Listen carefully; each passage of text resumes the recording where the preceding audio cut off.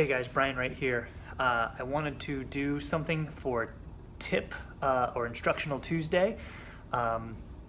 Basically, I wanted to make a mention about people's programs with range of motion. So I see a lot of times people will shorten the range of motion in squats or in lunges. And today I'm going to use example of push-ups. And what that does is it limits your potential for getting the full muscle involved. All right, so if our goal is strength and metabolism, right, raising metabolism through the process of strength training, then what we need to do is we need to engage as many muscle fibers as we can through their entire range of motion. Now, how we engage all the muscle fibers is we do lots of different types of contractions. Now, the muscle can do speed contractions, which is kind of like plyometrics, which is rapid shortening and lengthening. It can do hold contractions, which is isometrics. So things like wall sits or just bracing exercises, or if you're doing partials or things like that to help build strength. And then of course it can move in different speeds through the full range of motion, concentric, eccentric contractions. Okay, so that's what we're going to spend most of the time programming, is that full range of motion in a controlled pattern. Okay, so with your push-ups, you want to think about range of motion. Simultaneously, I am going to talk about sort of the shoulder position in your push-ups.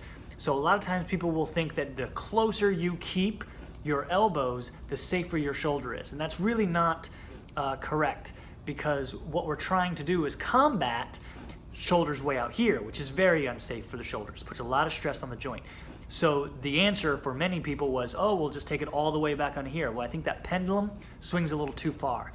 The natural way to do it is if you do a row, most people are going to have their elbow a little bit away from their ribs, about 45 degrees. That's basically what a push-up is. Okay, so we just need to find that comfortable position, the most natural position for the shoulder. When you get down into your push-up, you want to think about, are you in that kind of natural position? All right, so this is really tucked in. That, of course, we already talked about is too far, too risky. So we need to be somewhere in the middle there, all right, about 45 degrees. When you do your push-ups, we are striving for all the way down and all the way up. It really requires a lot of work through your middle, because the push-up is actually pushing your hips through that range of motion. If I don't push my hips through the range of motion, I get that kind of push-up, or I get this kind of push-up, all right, where I'm not really moving my hips, they stay still, all right? To work on range of motion, don't be afraid to shorten the lever, all right? This push-up has greater benefit than this push-up or this push-up, okay?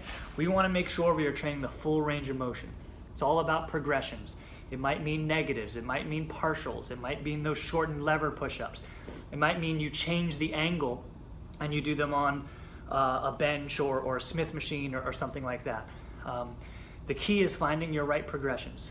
So my point for Tip Tuesday or Instructional Tuesday is that you want to train full range of motion through your exercises.